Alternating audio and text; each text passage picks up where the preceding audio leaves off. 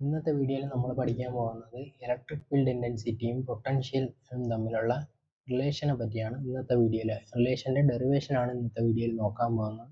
So നമുക്ക് വീഡിയോയിലോട്ട് പോവാം. നമ്മുടെ കയ്യിൽ പ്ലസ് ക്യൂ എന്ന് പറയുന്ന ഒരു ചാർജ് ഉണ്ട്.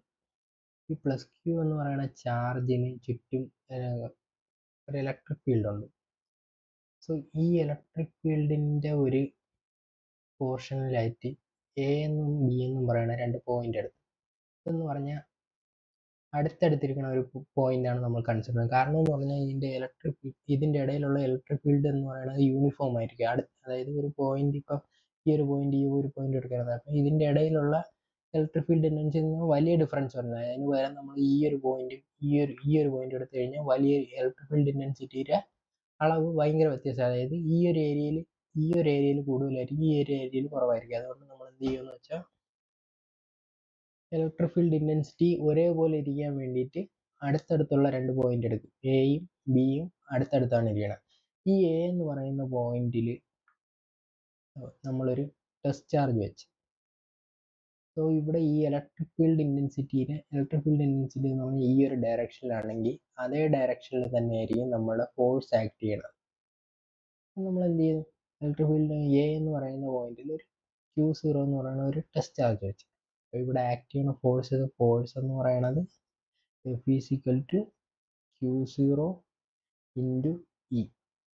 ഇവിടെ ആക്ട് ചെയ്യുന്ന ഫോഴ്സ്. ഇനി അടുത്തെന്ന് വെച്ചാൽ നമ്മൾ ഈ Q0യെ ഇവിടെ വെച്ചില്ലേ, ഈ Q0യെ ഫോഴ്സ് കൊടുത്ത് ഡിസ്പ്ലേസ് ചെയ്ത് പിയിലോട്ട് എത്തിക്കാൻ നോക്കും. ഇപ്പോൾ ഒരു സാധനം നമ്മളിവിടെ നിന്ന് മൂവ് ചെയ്ത് ഇങ്ങോട്ട് ആക്കുകയാണെങ്കിൽ അവിടെ നടക്കുന്നതാണ് ഒരു വർക്ക് ഡൺ എന്ന് പറയും. Work done in displacing A to B, എയിൽ നിന്ന് ബിയിലോട്ട് ഡിസ്പ്ലേസ്മെന്റ് നടത്തിയ വർക്ക് എന്ന് പറയുന്നത്, വർക്കിന്റെ ഇക്വേഷൻ എന്ന് പറഞ്ഞാൽ ഫോഴ്സ് ഇൻറ്റു ഡിസ്പ്ലേസ്മെന്റ്. സോ ഇവിടെ ഒരു ചെറിയൊരു വർക്കാണ് നടന്നത്. അതായത് ഇതുവരെ വർക്ക് ഡൺ ചെയ്തതെന്ന് വെച്ചാൽ DW ആണെന്ന് വിചാരിച്ചു. DW, ഇവിടുത്തെ work done DW = force F dot dr. അതായത് ഇവിടുത്തെ ഡിസ്പ്ലേസ്മെന്റ് എന്ന് പറയുന്നത് dr, അതായത് ഇത് തൊട്ട് ഇതുവരെയുള്ള ഡിസ്റ്റൻസ് F ഡോട്ട് dr. ഇനി അടുത്ത് ഈ ഡോട്ട് മാറ്റാൻ വേണ്ടി നമ്മളൊരു കോസ് കൊണ്ട് ഇൻഡ് ചെയ്യും. DW എന്ന് പറയുന്നത് F dr കോസ് തീറ്റ എന്നാവും. കോസ് തീറ്റ എന്ന് പറഞ്ഞാൽ വേറെ ഒന്നുമില്ല, എഫിൻ്റെയും DRൻ്റെയും ഇടയിലുള്ള ആംഗിൾ. അതായത് F എന്ന് പറയുന്നത്, ഒരു മിനിറ്റ് മാറ്റി,